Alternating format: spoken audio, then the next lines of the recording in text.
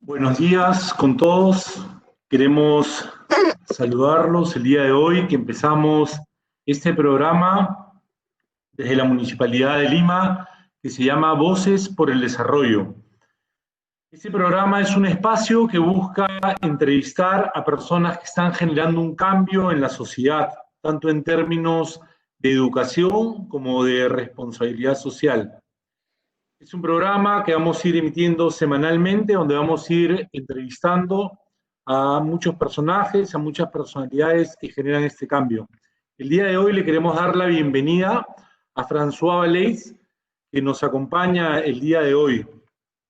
Voy a presentarlo un poco. François Valeix es un cuentista reconocido, tiene más de 40 cuentos y presentaciones, y siempre tiene un lleno total en las presentaciones, ¿no? Hay una mezcla de sabiduría y humor. Estos cuentos siempre son para personas adultas, ¿no? Vamos a también preguntarle un poco sobre esto que nos genera curiosidad. Él es doctor en filosofía, cuya primera tesis tuvo la primera tesis francesa de filosofía dedicada a la responsabilidad social y a los fundamentos éticos. Vamos a profundizar también en esto. En el 2002 ganó el premio universitario de doctorado del Consejo General de Valdemar, ¿no?, por la novedad de sus investigaciones en ámbitos de la responsabilidad social. Es también filósofo especialista en ética aplicada y también es doctor honoris causa por la Universidad Siglo XXI de Argentina. Asimismo es investigador, consultor internacional, experto académico, fue profesor y colaboró con el Ministerio de la Mujer y Desarrollo Humano en el Perú. En fin, podemos encontrar una larga lista de su experiencia en el tema de la responsabilidad social y cómo dejar de mencionar que es el fundador y presidente de la Unión de Responsabilidad Universitaria en Latinoamérica, Úrsula, que tiene más de 120 universidades afiliadas y muchas personas a título personal también, y con un impacto en más de 12 países, donde se ha venido haciendo unas muy importantes investigaciones, de las cuales también profundizaremos más adelante en temas de responsabilidad social universitaria. Muchísimas gracias a todos los que nos están siguiendo por las plataformas de Web Cisco y también por el Facebook Live de Lima Educación. Le damos la bienvenida a François Valeix. ¿Cómo estás, Juan Pablo? Es un gran gusto estar con todos ustedes. Es un gusto estar con mi Perú a la distancia. Digo mi Perú porque yo pasé más de 25 años aquí y obviamente la relación es total, es como un cordón umbilical. Es mi segundo país y en este momentos difíciles, ¿no?, en que América Latina es el epicentro de la pandemia y Perú es uno de los países más duramente golpeado por esa pandemia. Pienso obviamente a todos ustedes y les deseo lo que siempre los peruanos saben hacer: resistencia, terquedad y solidaridad para salir adelante. Gracias, François. Quisiéramos conocer un poco el día de hoy quién es ese François que está detrás de estos cuentos literarios que nos cuenta y este movimiento que de alguna manera ha sido generando de la responsabilidad social universitaria. Quisiéramos conocer un poco de tu historia, de cómo así llegas a este punto en tu historia personal, cuál es esa trayectoria en tu vida que te ha llevado a esta sensibilización por estos temas tan importantes de nuestra sociedad, ¿no? Bueno, es toda una historia de vida que se construyó sin prever nada. Yo diría que es exactamente como las historias de los héroes de los cuentos populares que yo narro.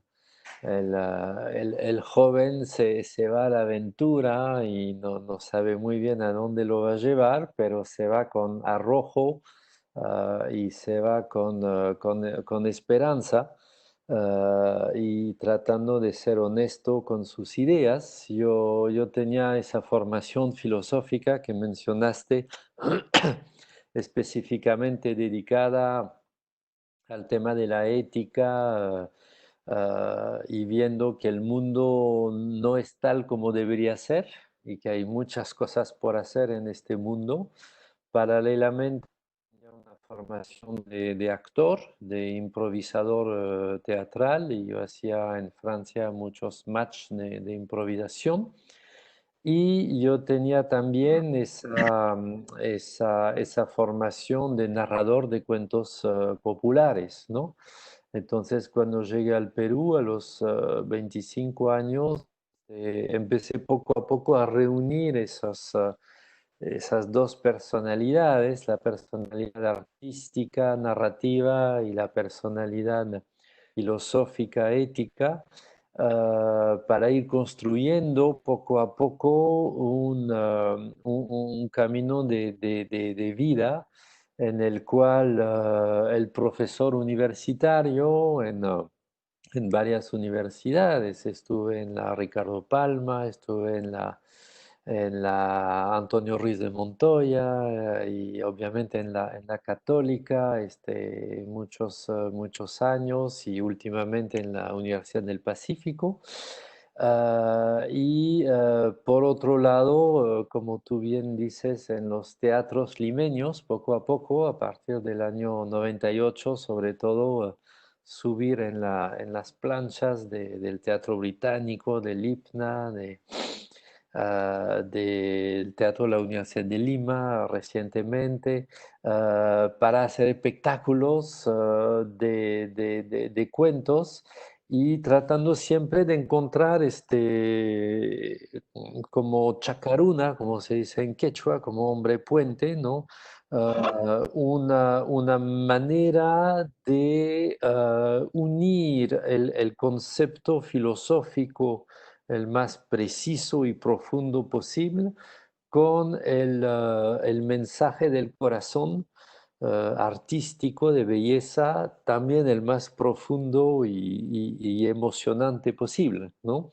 Lo que me ha hecho investigar cosas raras, como de contar cuentos en mis clases en la universidad, y de subir una pizarra de profesor en el teatro, en el IPNA, de Miraflores, en un espectáculo de cuentos. Subí la pizarra para dictar una clase de filosofía entre cuentos, ¿no? Todo eso desembocó en un concepto que yo llamo la cuentoferencia, donde cuento cuentos dictando una conferencia. Entonces, obviamente, los cuentos permiten ilustrar y profundizar los conceptos de la conferencia. Y me di cuenta que es lo que necesitaba la gente, es no sé, lo que necesita el mundo. Primero, abordar los temas de responsabilidad social, de ética, desde un enfoque personal, un enfoque empático, un enfoque estético, artístico, de belleza. Dejar esta exclusión entre el mundo de la verdad y el mundo del arte, dejar esta exclusión entre el mundo de la ciencia y el mundo del teatro, poder unir nuestras partes humanas, porque siempre somos un solo ser humano, capaz de mil cosas diferentes. Y además yo me he dado cuenta que el mensaje ético obviamente llega muchísimo mejor si parte de la emoción, si parte de la empatía, si hace brotar la imaginación, ¿no? Por ejemplo, siempre digo, en lugar de ser catastrofista sobre el cambio climático, cosa que es un tema real, obviamente, retomo esa linda metáfora de Edgar Morin, el pensador, que dice que estamos en un Titanic planetario, ¿no?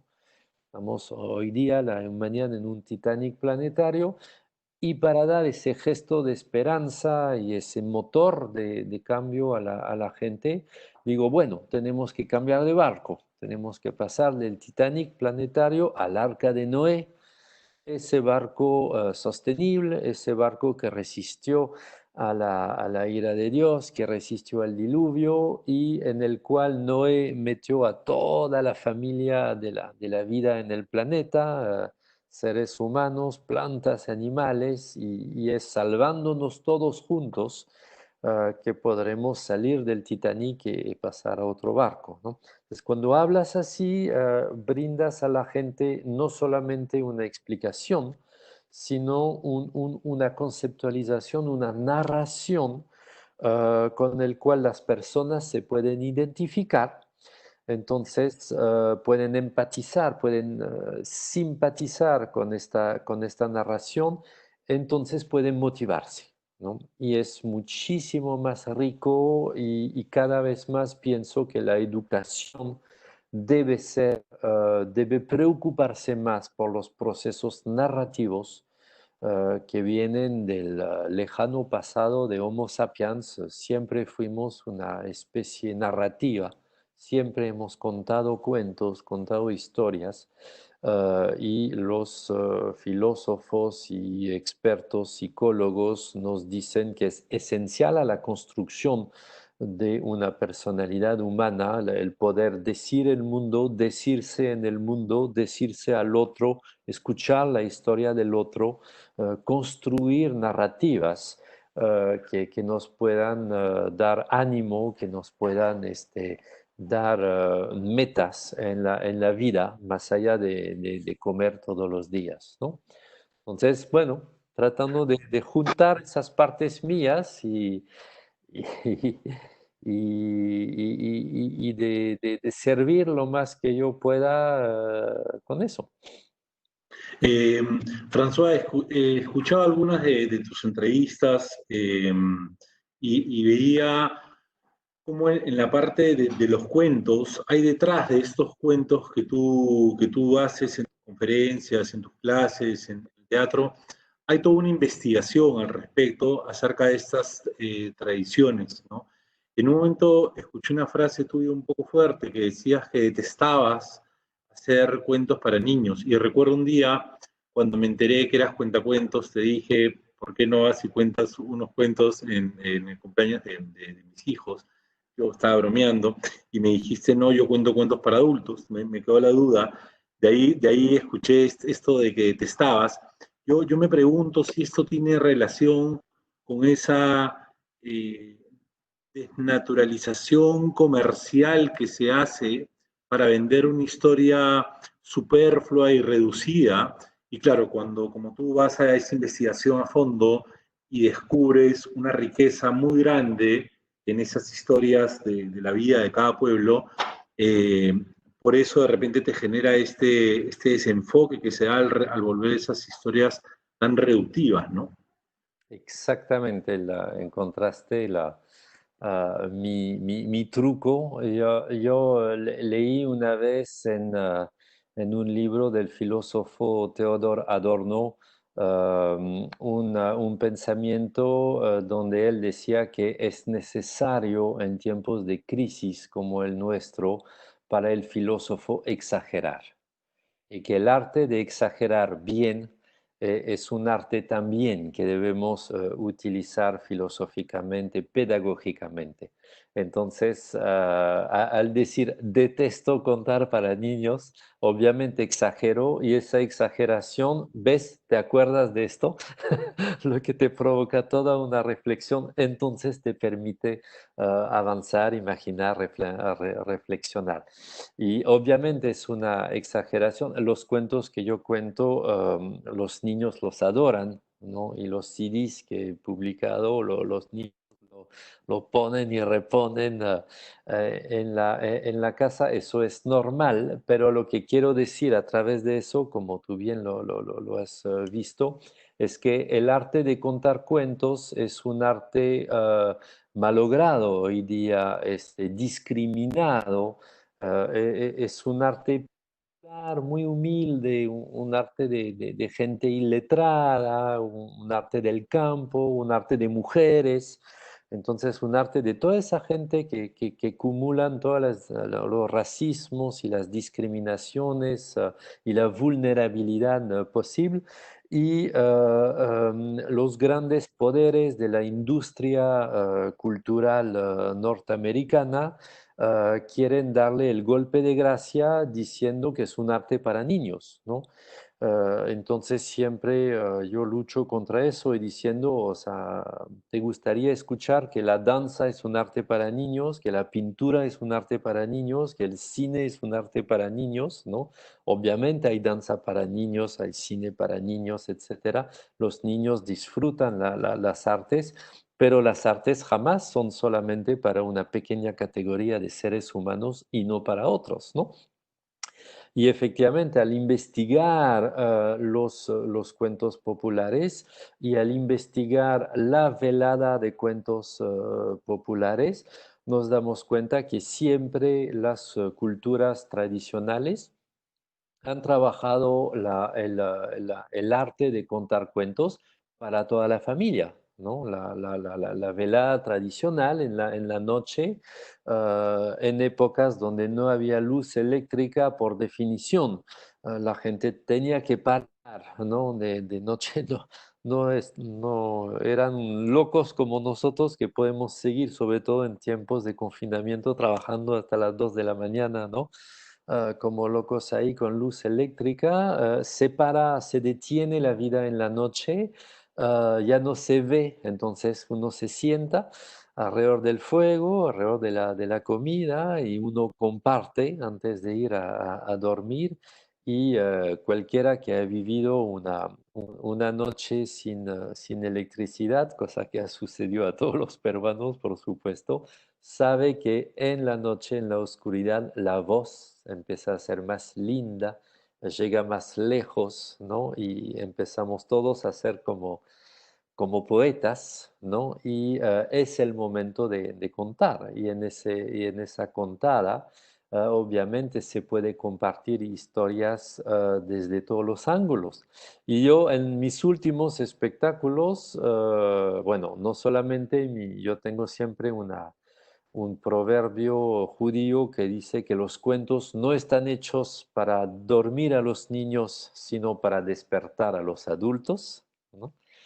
Entonces, como yo me dedico como universitario a la educación para adultos, yo me dedico naturalmente al cuento para adultos, pero últimamente he ido más a fondo en esa investigación de devolverle al adulto el gusto de contar y escuchar cuentos, porque yo cuento cuentos dichos para niños a los adultos, ¿no?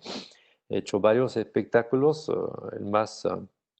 quizás el más preciso en esto fue el espectáculo Cuentos de siempre como nunca, donde contaba los cuentos de siempre, es decir, Blancanieves, La Cenicienta, La Caperuza Roja, Pulgarcito, que Walt Disney ha encerrado como cuentos para niños, ¿no? Y yo los contaba como nunca, es decir, en versiones tradicionales, muy diferentes de la versión de Disney y con fondos filosóficos, psicoanalíticos, etcétera, que permitía al público adulto redescubrir el cuento, asombrarse con él, ver que trata de temas muy crudos, ¿no?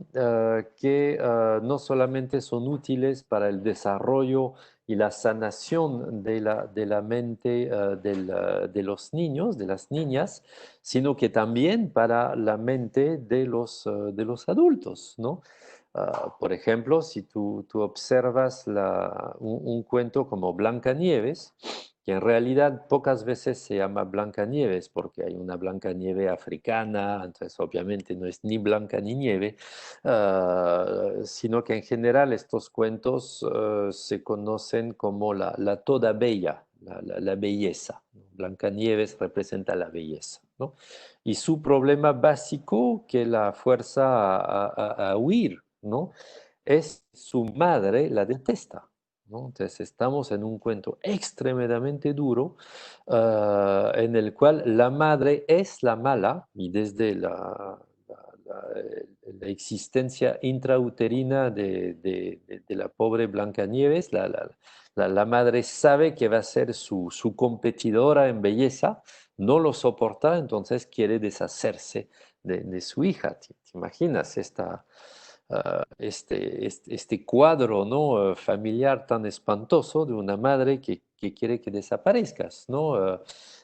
Bueno, no solamente existe desgraciadamente en la vida, porque de todo existe en la vida, sino que es un cuento que psicoanalíticamente ayuda mediante el apoyo de fuerzas telúricas, porque los enanos, hay otras tradiciones donde son dragones o son ogros, etcétera, pero siempre seres muy ligados a la tierra, ujupacha, podríamos decir en quechua, es decir, esta fuerza del mundo de abajo, ¿no? Que van a ayudar a la Blancanieves a sobresalir, ¿no? Y finalmente dar a luz a niños, vincularse con un hombre, hacer su vida de mujer, poder reconstituirse y escapar a esa prisión fatal, ¿no? De su madre, ¿no? Entonces, es un cuento popular que, como muchísimos cuentos populares, nos enseña a crecer, nos enseña a superar los momentos crueles de la vida, nos enseña la libertad, nos enseña el arrojo, nos enseña la solidaridad y nos enseña a cuidar la belleza. Gracias, François. Quisiera saber, François, cómo esta experiencia tuya eh, artística, digamos, porque esto de la narración de cuentos te habla de una sensibilidad muy grande que tienes y en tus interpretaciones una sensibilidad por lo humano, ¿no? Cómo eso, junto con tus estudios filosóficos, que también entiendo deben haber tenido el interés de estudiar la filosofía, un interés de conocer más a la persona humana, cómo esto te ha llevado en el tiempo a esta preocupación por la responsabilidad social y en concreto enfocada pues en la responsabilidad social universitaria, ¿no? Donde creo que el aporte que has podido dar y vienes dando, digamos, es significativo, ¿no? Cómo esa relación entre eso humano que encuentras y esa responsabilidad social. Acá yo descubro también algo muy valioso, que es que no es solamente una preocupación por la naturaleza sin el ser humano. Es algo que encuentro a veces en algunas corrientes, sino es muy interesante cómo hay una preocupación por el ser humano y porque ese ser humano vive en armonía, obviamente, con esa naturaleza, ¿no? Pero un poco quisiera conocer cómo has llegado a ese punto y bueno, y lo que has venido impulsando en esa línea, ¿no? Claro, claro, cómo no. Sí, para empezar, tienes totalmente razón. Es muy importante ver que lo que llamamos responsabilidad social, o ciertos autores hablan de responsabilidad socioambiental, ¿no? Es una responsabilidad de la sociedad, es decir, de todos nosotros como actores unidos, desde la academia, desde la empresa privada, desde el sector público, desde el sector comunitario, entonces desde todos los sectores sociales. es una responsabilidad de la sociedad por la sociedad, ¿no? Por el bienestar de las personas y de las colectividades dentro de la sociedad. Y el tema ambiental, digamos, viene a ser uno de los tantos temas que el ser humano debe de cuidar.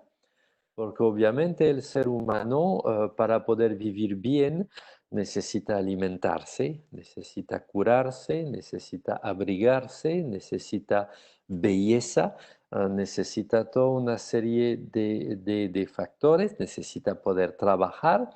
Y si todas esas actividades se hacen destruyendo el entorno natural, del ser humano, obviamente algún día no va a poder alimentarse, no va a poder abrigarse, no va a poder curarse, etcétera, etcétera.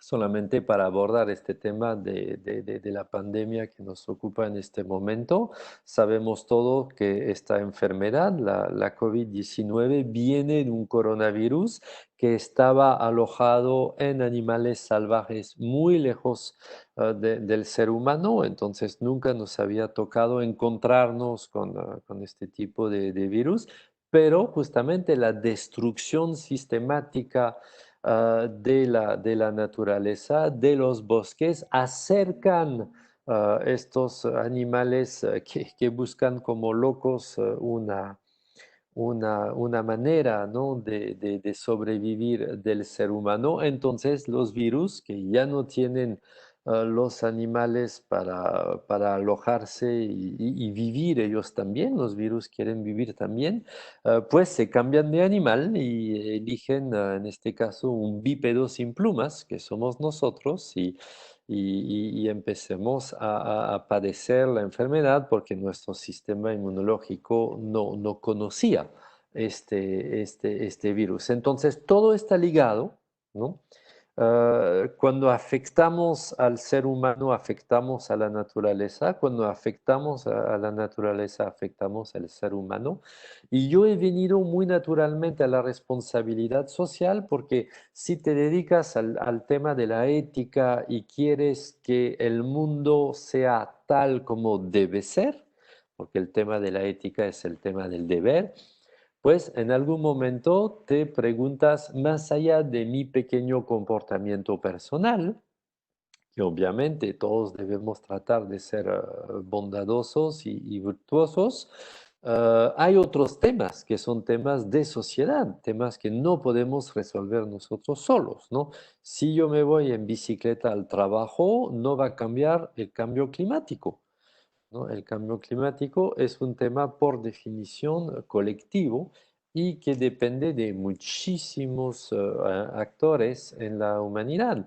El tema de los derechos humanos es un tema colectivo. El tema de la injusticia en las remuneraciones, ¿no? Es un tema colectivo. El tema de, por ejemplo, hospitales que no tienen todas las facilidades que deberían tener porque no hay recaudación de impuestos, porque hay evasión fiscal, porque hay toda una serie de temas. Todos esos son temas que obviamente no incumben al individuo resolver, sino incumben a la sociedad, mucho más allá del mero hombre o mujer político que podemos acusar de no hacer bien su trabajo, pero obviamente el sector público, el sector de la política es uno de los sectores que debe apoyar esta responsabilidad de toda la humanidad. Entonces, para mí fue un camino más o menos obvio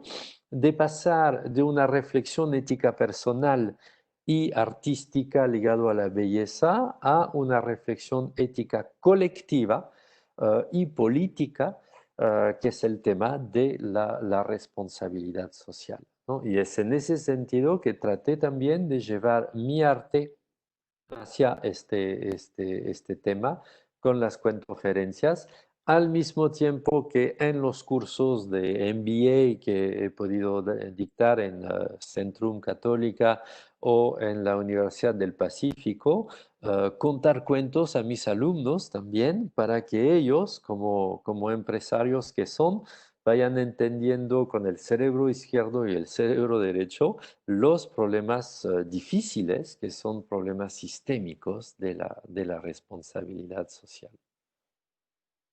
Está bien, François. Yo tengo una pregunta sobre el tema de la ética, que lo veo que lo presentas constantemente en ponencias, lo buscas relacionar a la responsabilidad social.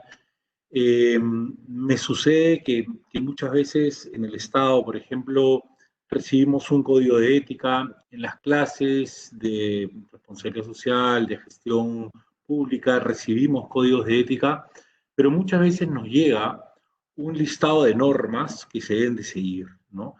Y yo me pregunto si es que eso es suficiente, si las personas no tienen unos principios que los lleven a tener un sistema de ética que podría variar de acuerdo a cada contexto, a cada lugar, ¿no? Un poco, pero si no hay esos principios iniciales, ¿cómo hacer que esta ética que la acabas aprendiendo en una conferencia muy breve, en un cursito muy breve, de verdad te genere obrar éticamente en el día a día y obrar éticamente en el trabajo, ¿no? Y muchas veces la experiencia de las personas y las situaciones éticas en las que tienen que discernir qué hacer no son tan sencillas, ¿no?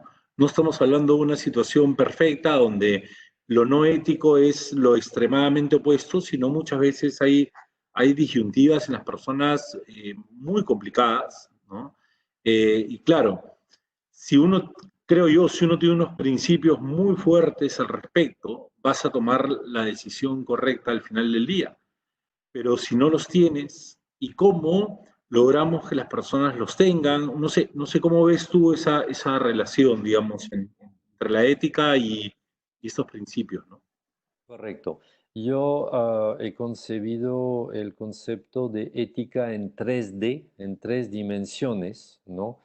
Para abordar este tema, porque naturalmente tenemos un enfoque muy limitado de la ética como algo que sería meramente un comportamiento personal, un comportamiento individual que viene de casa, como tú bien dices, principios básicos, principios que me hubieran enseñado de niño y con eso trataría yo de llevar mi vida adelante y la gente tiene en la mente el pequeño angelito a un lado, el pequeño diablito del otro lado y la ética sería escuchar más al angelito y menos al diablito. Y sería un tema personal, ¿no?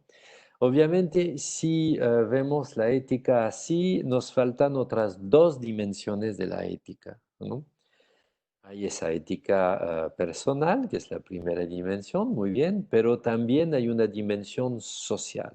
Somos seres sociales y no vivimos en una burbuja, vivimos entre seres humanos, en organizaciones, en instituciones, en ambientes que tienen un prediseño, ¿no? Vivimos del lenguaje, compartimos historias, etcétera, etcétera.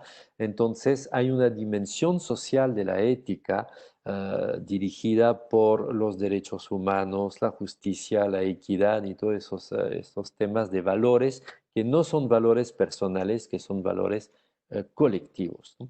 Y hay una tercera dimensión que hemos abordado hace un rato, que es la dimensión planetaria, ¿no? Entonces las tres dimensiones de la ética son la dimensión personal, mi virtud personal, la dimensión social, que es la justicia social, y la dimensión de sostenibilidad planetaria, ¿no? Cuidar la habitabilidad del planeta para nosotros y las generaciones futuras, ¿no? Entonces, para abordar el tema de la ética y la posibilidad de caer en la corrupción, en el acto indebido, etcétera, supongo que haces referencia a, por ejemplo, la ley del Código de Ética del funcionario público, ¿no? Que es una ley bien conocida en el Estado peruano. Pues obviamente si nos quedamos en la parte individual, vamos a encontrarnos con situaciones donde, por ejemplo, el funcionario va a trabajar en un despacho donde no se respeta un buen clima laboral, donde no tiene quizás todas las buenas prácticas para desempeñarse bien, donde quizás no hay un buen clima relacional entre las personas, donde quizás no hay toda una serie de cuidado a nivel de las metas anuales o a nivel de los recursos para lograr estas metas. Entonces, esta persona que puede ser de muy buena intención en el inicio, se va a encontrar en un contexto social adverso, ¿no? Entonces, o bien va a estar muy fuerte en sus valores para contra viento y mareas seguir adelante, pero se va a desesperar porque no va a poder avanzar y lograr todo lo que quisiera lograr para el Perú, para el país, para la sociedad, para sus hijos, para su propia carrera profesional. O bien va a empezar a, bueno, ver que las cosas no funcionan bien, para que funcionen mejor, echa la ley, echa la trampa, como se dice. Entonces, vamos a ver si utilizando otros caminos no muy irreprochables, podemos lograr mejores resultados. Entonces, si te das cuenta, la ética de la persona depende de la ética del contexto, ¿no? Entonces, con una visión ética en 3D, entendemos que la ética depende no solamente del comportamiento personal, sino de lo que encuentra la persona a su alrededor. Por eso es necesario diseñar bien los ambientes organizacionales, diseñar bien las leyes que van a permitir a todos esos trabajadores trabajar en las mejores condiciones, diseñar bien los entornos en los cuales la gente evoluciona para que la gente adopte espontáneamente el mejor comportamiento posible. Yo tengo un ejemplo muy sencillo para que esto esté claro. Cuando te vas al estadio, ¿no? Vas a hablar fuerte, vas a llevar comida, se va a quedar en el piso, todo el mundo lo hace, la fiesta, etcétera, etcétera. Cuando te vas a la iglesia, entras en la iglesia, empiezas a hablar bajito, mejor todavía en silencio, tu actitud ha cambiado totalmente. Tú eres la misma persona, pero obviamente si te ponen en un estadio de fútbol, si te ponen en una iglesia o si te ponen en un museo, vas a tener tres actitudes diferentes siendo la misma persona con la misma educación.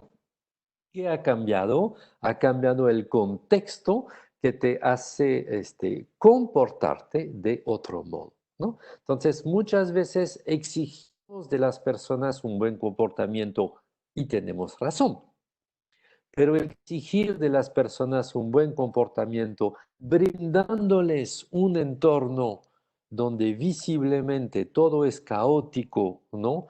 Y no hay posibilidad de llevar un buen comportamiento, eso no es racional. Y entonces esta ética en tres dimensiones es una ética útil, creo yo, porque va a permitir al gerente público y al gerente privado, el directivo empresarial, por ejemplo, trabajar no solamente obviamente, contratar las personas idóneas para los puestos laborales, sino trabajar en el diseño del entorno laboral que va a permitir que cualquier persona vaya en la dirección correcta porque está bien entrenado en esta dirección, ¿no? Es el caso, por ejemplo, de los equipos de fútbol, ¿no? Muchas veces, bueno, lo hemos vivido con el equipo peruano últimamente, gracias a su nuevo entrenador. Es un equipo que ha sabido transformarse. Los jugadores muchas veces eran los mismos, pero otro espíritu, otro contexto, otro modo de abordar colectivamente los partidos y otros resultados, ¿no? En ese sentido, François, ¿cuál crees que es un poco el rol de la universidad en esta formación humanista, antropológica, ética, no solamente del cursito para marcar el check, sino de cómo lograr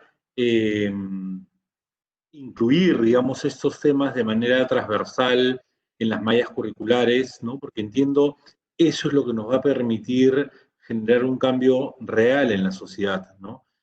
Antes Exactamente. teníamos que las universidades un poco estaban centradas en el saber, en el humanismo, digamos, puro, digamos, sin una interconexión, pero ahora me da la impresión de que nos hemos ido al otro extremo, ¿no? De que la universidad se ha vuelto en muchos casos un instituto técnico donde solamente le doy herramientas para la praxis y no hay un fondo de sabiduría que creo, en mi opinión, que es muy importante, ¿no? ¿Cómo ves este tema, digamos?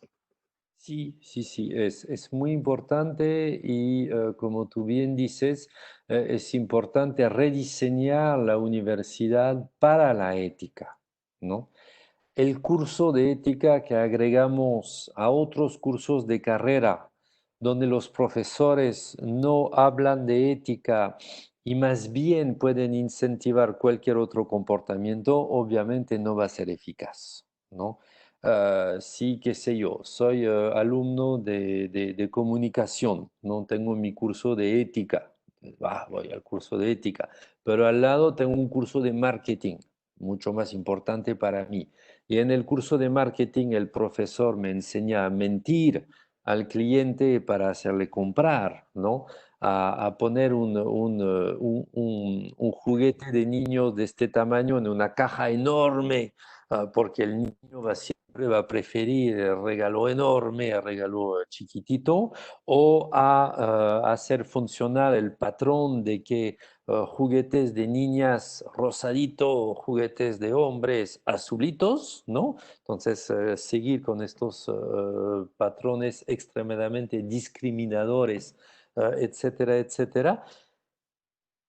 ¿Cuál de los dos cursos se va a quedar más conmigo? Obviamente es el curso de marketing, ¿no? Entonces, si el profesor de marketing me dice, bueno, hay que engañar a la gente para comprar y vender más y vender más y vender más. Sí, pero profesor, ¿y el medio ambiente? Ah, cállate con el medio ambiente, se necesita vender más, te van a emplear para que vendas más, entonces el medio ambiente lo veremos después. Este tipo de discurso obviamente hace que cualquier profesor de ética que venga detrás, ¿no? Va a tener muchísimas dificultades para cambiar ese chip, como se dice hoy en día, del alumno. Entonces necesitamos un enfoque transversal de la ética en todas las carreras universitarias, en todos los cursos, y sobre todo necesitamos que el campus mismo sea un pequeño modelo de pequeña sociedad que funcione bien. Un lugar donde al entrar se me respeta y se me invita a respetar a todos los demás. Un lugar donde no hay discriminación. Un lugar donde se emplea niños especiales, personas con habilidades especiales, ¿no? Que pueden venir a trabajar también. Un lugar donde se le puede dar trabajo a gente muy diferente de todos los estamentos de la sociedad. Un lugar donde el medio ambiente es objeto de cuidado permanente por parte de toda la comunidad. Un lugar donde el estudiante es respetado como ciudadano, tiene voz y voto en asuntos que le compiten, etcétera. Entonces, si el estudiante está inmerso en un entorno así dentro de su universidad, donde se respetan derechos humanos, medio ambiente, etcétera, él vive los valores. No recibe clases sobre los valores, sino vive los valores. Y se da cuenta que es mejor, y se da cuenta que es más placentero, y se da cuenta que es más eficaz. Entonces hay mucho más chances para que cuando salga en el lugar donde le toque trabajar, él pueda ser líder para rehacer lo mismo y pueda exigir que se lo trate del mismo modo, entonces indignarse cuando ve que él o ella o otra persona no es tratada como debería ser, ¿no? Entonces, siempre trabajar más en el entorno de la persona que va a invitar naturalmente a la persona al buen comportamiento, ¿no? Era el gran pensador chino Sun Tzu, ¿no?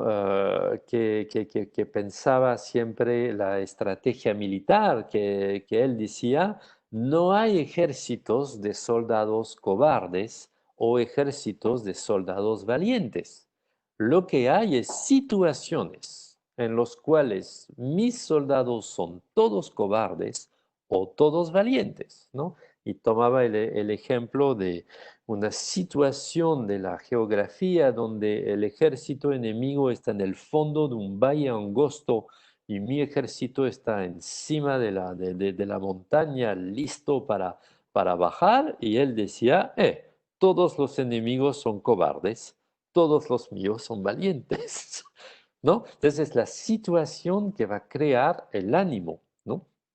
Al igual que Gareca logró crear una situación en el cual todos los jugadores de fútbol del equipo peruano decían sí se puede. Y se pudo, se fue al Mundial, se obtuvo brillantes resultados, se permitió a Francia, mi país, ganar la Copa del Mundo. Entonces todo va bien. Y es un chiste, ¿eh? Es un chiste, ¿eh? Para ver si la gente se está durmiendo o no. Y me dejó entender, ¿no? Es este ambiente, ese diseño colectivo que va a permitir de trabajar la ética, ¿no? Claro. François, en este momento vivimos un momento difícil para el mundo. Te escuchaba en una presentación hablar de cómo la crisis puede ser una oportunidad, ¿no? ¿En qué sentido crees que esto puede ser una oportunidad para el mundo? Y hablamos hace un rato de la importancia de la tranquilidad por la cuarentena del mundo y el respiro que está teniendo el mundo, pero cómo mantener esto en el tiempo, ¿no? Cómo mantener esta situación, cómo hacer que no regresemos a la normalidad tan anormal, digamos, ¿no? Sí, sí, sí. Bueno, primero esta ligera mejora del medio ambiente, si estás haciendo alusión a esto, durante el tiempo del paro económico, primero es una ligera mejora, ¿no? Porque el cambio climático sigue, la pérdida de biodiversidad a nivel mundial sigue, la desaparición de las especies, la deforestación, todo eso sigue, o sea, no hemos mejorado nada mágicamente en un mes o 2 meses de confinamiento. Hemos bajado efectivamente algunas tasas, ¿no? Por una parte. Y por otra parte, el confinamiento, la cuarentena, como la queramos llamar, primero no es voluntaria, es obligada, es crítica y desarrolla un montón de otras patologías, ¿no? Porque podemos tener el mejor discurso sobre el valor de la familia, pero cuando tienes que soportar tu familia las 24 horas del día sin poder salir y que no tienes una casa muy grande con un gran jardín, etcétera, etcétera, y que tienes que trabajar con tus niños chiquitos al lado. Obviamente, después de algunos días, la familia se vuelve también una fuente de problemas. Ni qué decir de todas esas familias donde hay violencia, donde hay maltrato dentro de la misma familia, ¿no? Entonces, hay que ver que el confinamiento tiene obviamente una razón externa que es esta pandemia y trae tantas cosas buenas como cosas malas, ¿no? Pero nosotros somos seres humanos y ahí quiero volver al cuento popular porque los héroes de los cuentos populares nunca son superhéroes. Siempre es el niño chiquitito, la niña chiquitita, ¿no? Que se va a enfrentar al ogro, a la bruja, a un ser muy, muy grande, más fuerte que él, pero va a lograr salir adelante con arrojo, con astucia, con inteligencia, con solidaridad, etcétera, etcétera, ¿no? Entonces, es el tiempo de nosotros ser los héroes de la historia que nos toca vivir, que es una historia inédita, ¿no? De paro económico mundial por una pandemia, lo que trae consecuencias dramáticas, ¿no? En cantidad de personas que pasan debajo del umbral de pobreza, deuda pública, etcétera, etcétera, etcétera. Entonces, es el momento de reflexionar qué cosa queremos que vuelva a la normal después, qué cosa no queremos que vuelva a la normal después, qué cosa hemos aprendido en esos tiempos de confinamiento que finalmente es una buena cosa y que podemos poner en práctica después. La gente está reflexionando sobre esto, ¿no? Y mucha gente encuentra, por ejemplo, que a nivel de consumo puede consumir menos, ¿no? Y el hecho de no salir a comprar todo el tiempo puede ser para muchas personas finalmente una cosa no tan mala, ¿no? El hecho de comer menos carne, ¿no? Más verduras y menos carne, el hecho de que las clases se vuelven virtual, ¿no? Una clase virtual quita ciertas cosas que la presencialidad permite, pero agrega otras cosas. Por ejemplo, el hecho de hacer este webinar hoy en día, el hecho de hacer congresos virtuales, nos ahorra muchísimo a nivel de transporte aéreo, entonces a nivel de CO2, los hoteles pagados para los asistentes del Congreso, etcétera. Si vemos un Congreso presencial universitario que agrupa 200 personas, digamos, y que hace venir 5 especialistas de Europa o Estados Unidos, es una vergüenza ecológica, porque por un día o algunas horas de congreso, ¿no? Estamos hablando de toneladas de CO2 gastadas y de un presupuesto muy grande, presupuesto que podríamos poner en comprarle computadoras a los alumnos pobres que no tienen computadora propia y que no pueden estudiar bien o que no tienen acceso a Internet, ¿no? Entonces, para tomar el ejemplo que conozco, yo soy universitario, ¿no?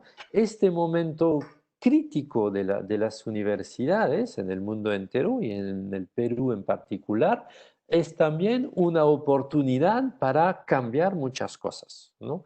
Disminuir las clases presenciales, agrandar el uso de la virtualidad, trabajar muchísimo más desde Internet, las redes sociales, las búsquedas proyectivas de los alumnos desde este conocimiento que está mucho más a la mano, que es el conocimiento por Internet. Un docente que por fin se alfabetiza en técnicas de comunicación virtual y digital, porque muchos de nosotros, yo me incluyo, somos analfabetas digitales, ¿no? Entonces, el hecho de ponernos a aprender nosotros los docentes es una buena cosa, ¿no? Disminuir la cantidad de congresos, tener mucho más cuidado con el medio ambiente en todos los procesos de formación e investigación, son cosas positivas, son cosas positivas. Yo supongo que tú y la Municipalidad Metropolitana de Lima está en este momento viendo qué cosa positiva, ¿no? Puede sacar en su gestión pública post pandemia de lo que están enseñando y aprendiendo todos los funcionarios en este momento en la municipalidad, ¿no? Sí, sin lugar a dudas, creo que es para muchos un tiempo de aprendizaje, de cambiarnos al tema virtual, sobre todo cuando es necesario, ¿no? Porque sí creo que hay, como tú bien decías, que en lo virtual se pueden perder unas cosas, pero obviamente se ganan muchísimas, ¿no? Pero hay que buscar que esas tampoco se pierdan en el sentido de la relación humana, personal, cercana, afectiva, ¿no? Eh, Creo, François, que muchos lo vamos descubriendo, pero me queda la duda si es que aquellas personas que manejan los sistemas, que manejan la economía, van a estar forzados a hacer un cambio para bien o más bien van a intentar regresar al status quo que tenían, que ya es un modelo aprendido, ¿no? Y claro, cuando no hay esa preocupación por el ser humano y por la naturaleza, digamos, es muy difícil que lo quieran cambiar. Sé que estás en algunas cosas ahí en Europa, viendo estos nuevos modelos, digamos, económicos de la Unión Europea. ¿Crees tú que sí exista esperanza en ese sentido de cambiar un poco esta dinámica del mundo, bueno, consumista, centrada en el dinero y no en los seres humanos? ¿Descubres una luz al final del túnel, digamos, o cómo lo ves, digamos? Tiene que haber una luz, porque somos seres humanos y mientras estamos acá, debemos trabajar para el bien de todos y la dignidad de vida de nuestros hijos, nuestros nietos y la séptima generación de niños por nacer. Eso es importantísimo, ¿no? Entonces, si la luz no existe, la vamos a inventar. Si la vela está apagada en la mente de los dirigentes actuales del mundo, se la vamos a prender, ¿no? Porque efectivamente una de las mejores enseñanzas de este coronavirus, que no es nuestro enemigo, que no es nuestro enemigo, él es un virus y vive su vida de virus, ¿no?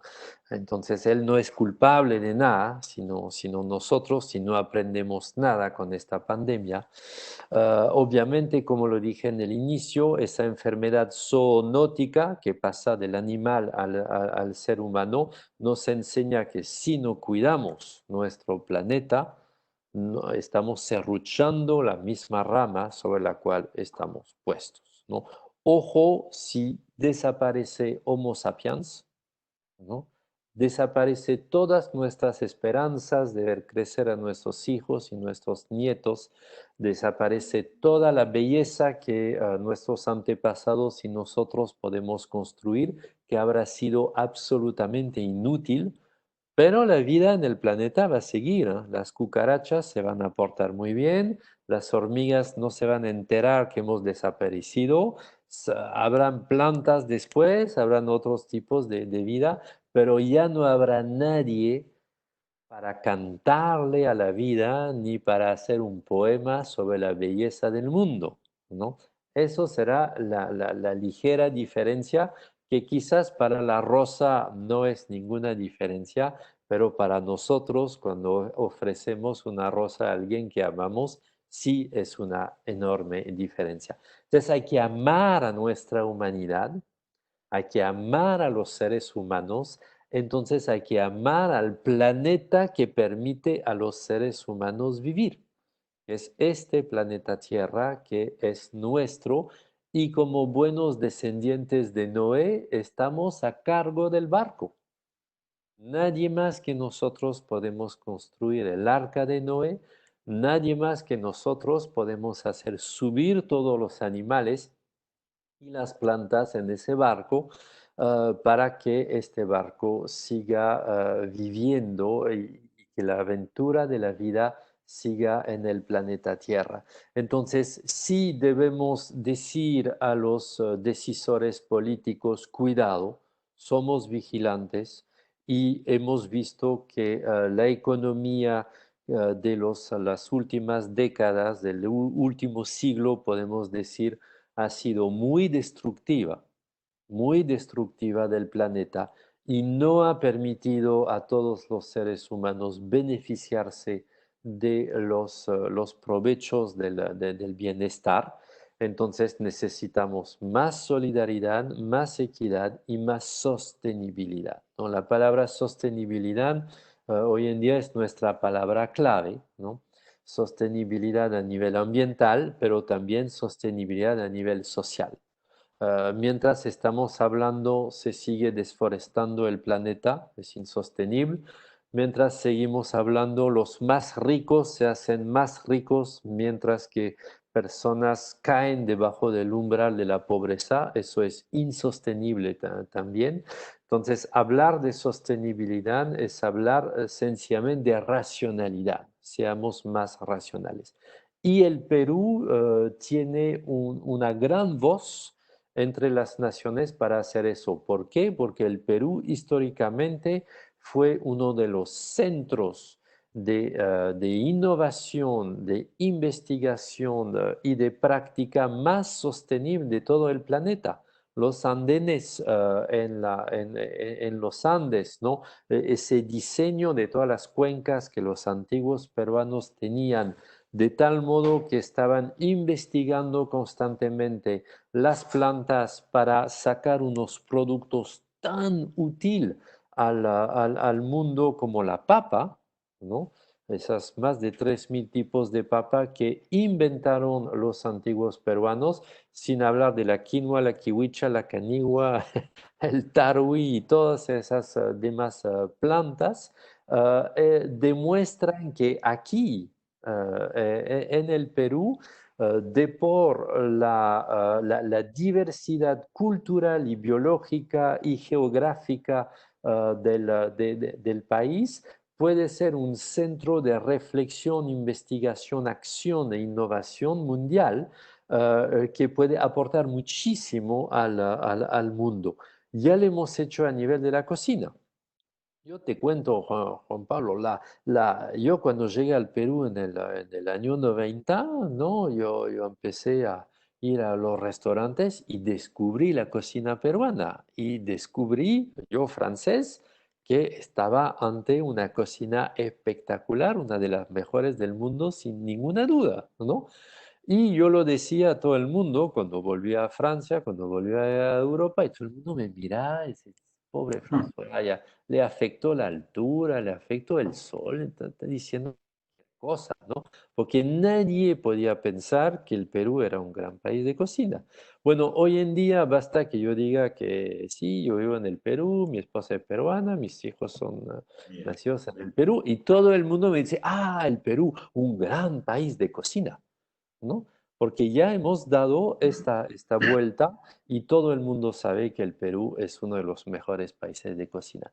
Entonces, lo que quiero decir es que sí se puede, tanto a nivel de fútbol como a nivel de cocina, como el nivel de lo que deberíamos ser, es decir, un modelo agroecológico a nivel mundial, ¿no? La permacultura debería estar enseñada en todas nuestras universidades. Todos los métodos agroecológicos, los métodos de reforestación de nuestros apus, que se están derritiendo en este momento por el cambio climático, eso es gravísimo para todas las cuencas, las reservas de agua, etcétera, etcétera, debemos reforestar. Y todo eso es un trabajo que debemos de hacer juntos desde donde nos toque trabajar, que puede ser la Municipalidad de Lima, que puede ser una universidad, que puede ser una empresa, que puede ser una casa, enseñarnos a nosotros mismos que estamos destinados éticamente a cuidar la totalidad de la vida, a simpatizar con la totalidad de la vida, ¿no? Si los antiguos peruanos han inventado 3000 tipos de papas, es también porque tienen una fiesta especial donde hacen bailar a las papas. Y esto no es casual, y ahí reconecto entre el aspecto estético, el aspecto artístico, el aspecto de la belleza y el aspecto ético y científico. François, muchísimas gracias por este espacio, ha sido para nosotros muy valioso. Agradezco toda esa valoración de la cultura peruana y del aporte que se puede dar desde el Perú. También todas las enseñanzas que nos has dado a nivel filosófico, antropológico, ¿no? Creo que tu aporte es realmente una voz para el desarrollo. Te invito a seguir aportando como vienes haciendo a la sociedad, ¿no? Y agradezco esta entrevista, siempre se queda corto el tiempo de poder hablar contigo, ha sido un gusto y creo que hemos podido abordar algunos temas. Más adelante, si tenemos ocasión, sería bueno poder seguir profundizando otros. Muchísimas gracias, François. Gracias a ti, Juan Pablo. Un gran saludo a toda la gente que nos ha escuchado, a todos los limeños, todos los peruanos. Añay sonjoyu kumantapacha. Gracias, François.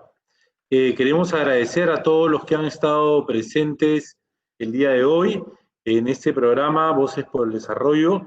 Ya les vamos a ir informando de las siguientes personas que iremos entrevistando. Muchísimas gracias. Hasta luego.